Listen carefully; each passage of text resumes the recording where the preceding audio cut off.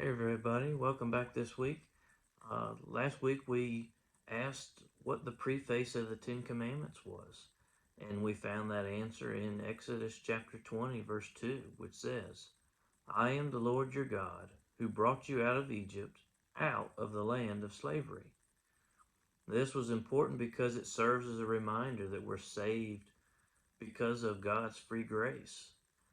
We see this example used multiple times through the Bible. It's because of God's free grace, not because of our obedience to the Ten Commandments, that we're saved. We, as a sinful people, fail miserably at that. Those chosen by God are saved by faith alone, and those chosen, as a result, desire to follow the Ten Commandments in order to glorify God. Um, this God who should be our chief end. We should see this more hopefully today as we look at question 44, which asks us, what does the preface of the Ten Commandments teach us? The preface of the Ten Commandments teaches us that because God is the Lord, our God and Redeemer, therefore we are bound to keep all His commandments. These Ten Commandments are the whole will of God. As we've talked about in previous weeks, that they do not need to be added to. They're sufficient as they are. If we rightly understand the meaning of these commandments, we'll understand that. Hopefully over the next several weeks, that will become more clear as we dive into each one of these commandments individually. There's also a divinely inspired order in the arrangement of these commandments. When Jesus was being tempted by Satan in the wilderness, he tells him in Matthew 4, verse 10, it says, Begone, Satan, for it is written, You shall worship the Lord your God, and him only shall you serve. You shall worship the Lord your God, and him only shall you serve. So we see this in the order of the Ten Commandments. The first four commandments teach us of true worship. This worship the Lord your God. The next six teach us how we are to serve him. Now, God is centrally located in all of these commandments. He is to be the center, our chief end, as we've talked about. All duty is in reference to God first. Most would agree that the first four commandments teach us about our duty to God.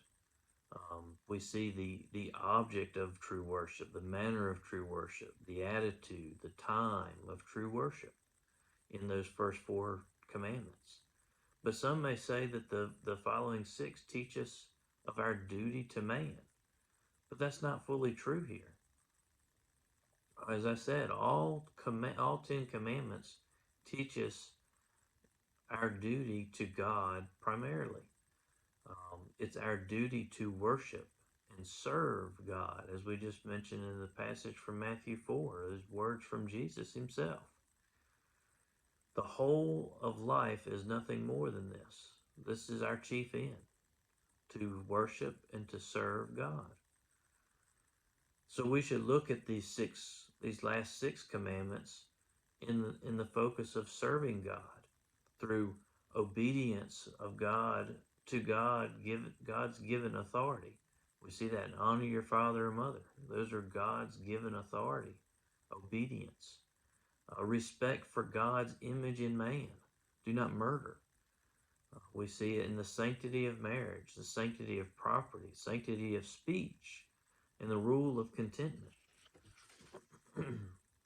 So this leads us to note that the law is absolute. It's absolute, it's whole, it's complete.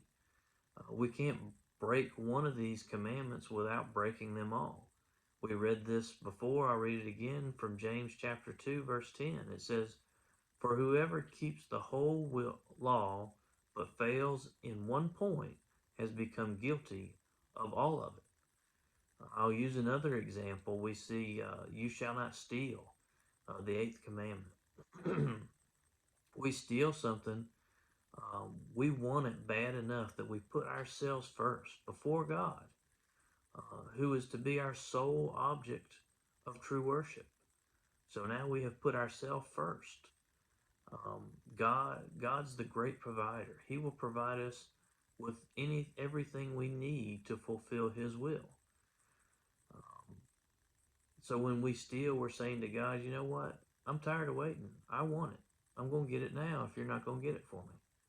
Uh, so we put ourselves before God when we make that choice.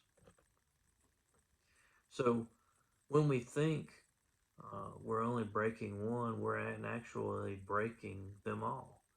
Another example of that was one we talked about several months ago when we went back to question 15.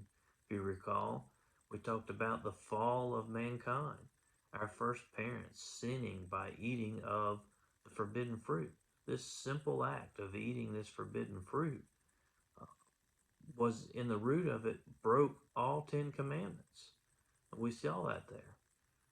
Um, so, what does the preface of the 10 Commandments teach us?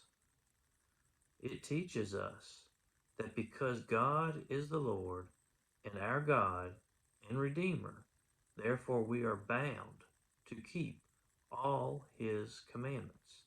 Now, I'll leave you with two verses tonight.